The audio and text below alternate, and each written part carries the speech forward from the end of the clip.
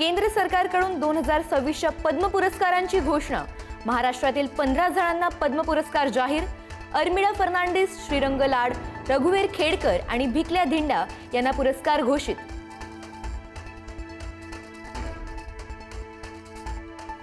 माजी राज्यपाल भगतसिंग कोश्यारींना पद्मभूषण पुरस्कार जाहीर, तर अशोक खाडे यांना पद्मश्री पुरस्कार जाहीर।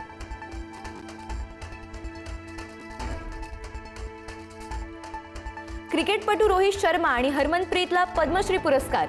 अभिनेते धर्मेंद्र यांना मरणोत्तर पद्मभूषण, तर सतीश शाह यांना पद्मश्री पुरस्कार जाहीर। गायिका अलका याग्निक यांना पद्मभूषण पुरस्कार।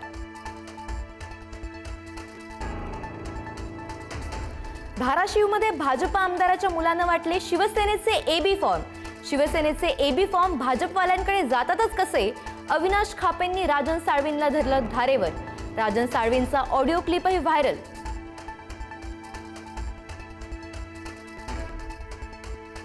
भाजप विरुद्ध एमआयएम वाद तापण्याची शक्यता।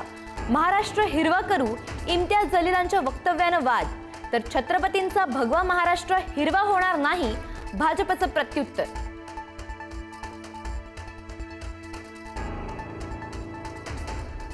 गुरु तेग बहादूर साहेबजींच्या 350व्या शहीदी निमित्तानं हिंदी सादर कार्यक्रमाचा आज दुसरा दिवस।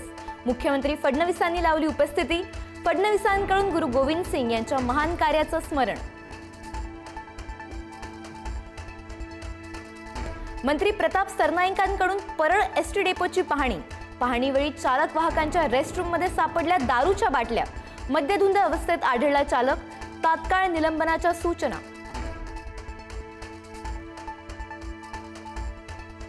मालाड रेल्वे स्थानकावर प्राध्यापकाची हत्या। लोकलमधून उतरण्यावरून वाद झाल्यानं धारधार शस्त्रानं वार। आरोपीला 30 तारखेपर्यंत पोलीस कोठडी।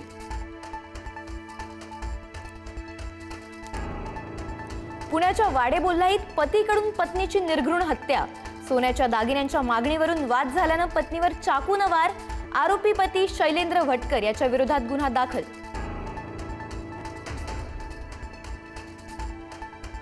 पुण्यात पुन्हा हिट अँड रनचा थरार। मॉर्निंग वॉक करणाऱ्या ज्येष्ठ महिलेला उडवलं। 4 चाकी वाहनाच्या धडकेत महिलेचा जागीच मृत्यू। पुण्यातील पाषाण रस्त्यावरील दुर्दैवी घटना। अपघातानंतर चालक पसार।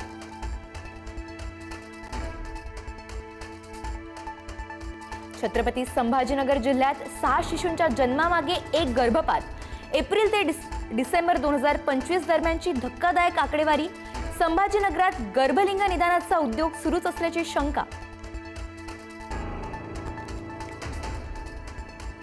महाराष्ट्रातील तूर उत्पादक शेतकऱ्यांसाठी आनंदाची बातमी। 3.37 लाख मेट्रिक टन तूर खरेदीला केंद्राची मान्यता।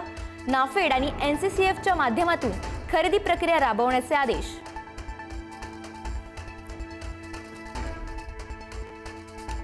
हिमाचल प्रदेशात जोरदार बर्फवृष्टी। मनालीसह जम्मू काश्मीर आणि गुलमर्गवर बर्फाची पांढरी चादर।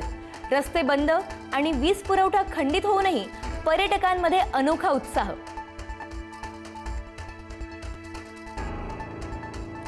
जम्मू काश्मीरमधील पहलगाममध्ये पर्यटकांची गर्दी वाढली। गेल्या वर्षीच्या दहशतवादी हल्ल्यानंतर पुन्हा पहलगाम पर्यटकांनी बहरलं। चौकात चौकात सीसीटीव्ही आणि पोलीस बंदोबस्त तैनात।